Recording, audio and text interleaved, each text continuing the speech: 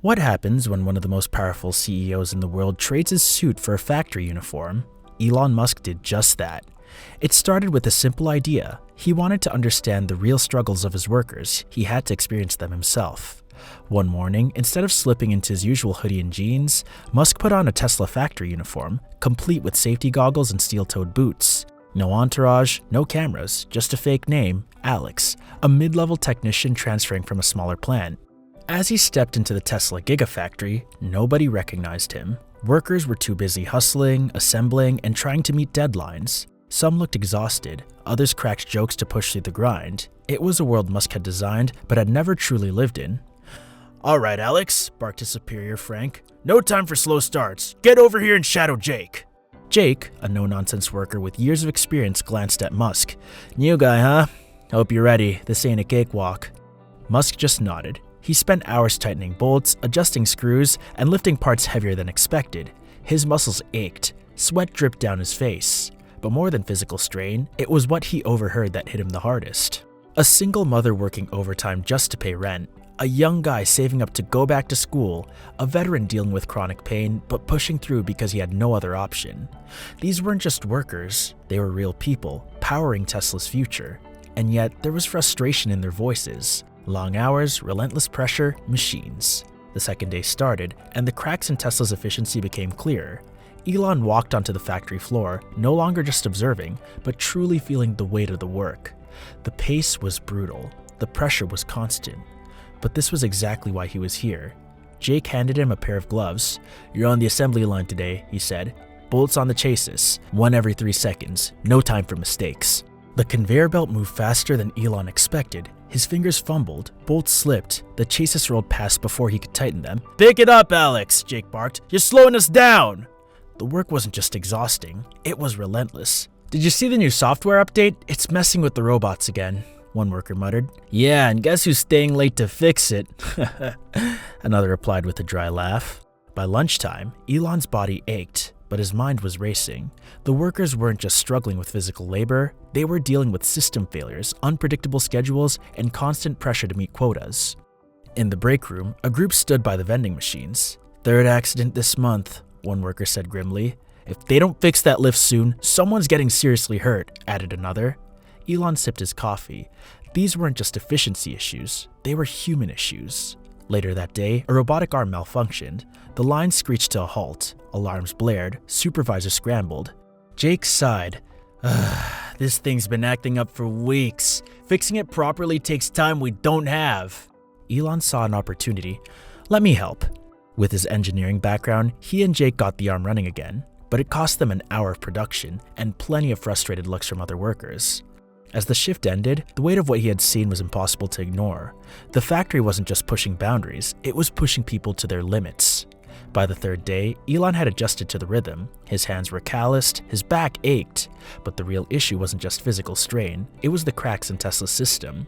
Glitches in the machinery weren't isolated. Workers were constantly making up for failing equipment, often at the risk of injury. "Alex, heads up!" A metal panel slipped from its mount. Without thinking, Elon lunged, catching it before it crashed to the floor. His heart pounded. A young worker named Marco gave him a weary smile. "You're quick. We could use more hands like that." But Elon wasn't here just to work. He was here to listen.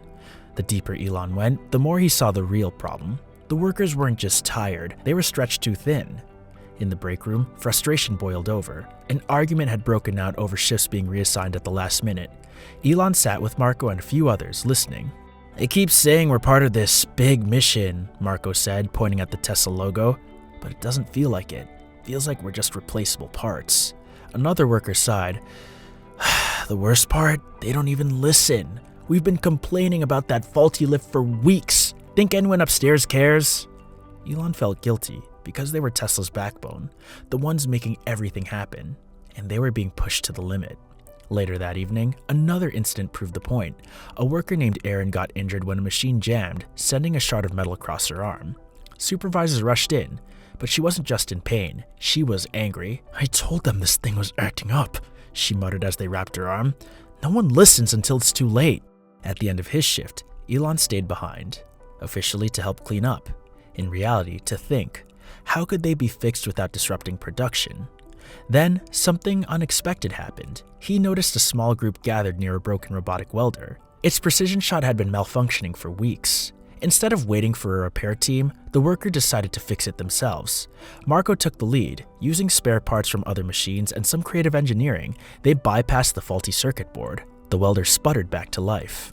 "Not bad for a bunch of amateurs, huh?" Marco grinned, wiping grease off of his hands. Elon was stunned. "How'd you figure that out?" Marco shrugged.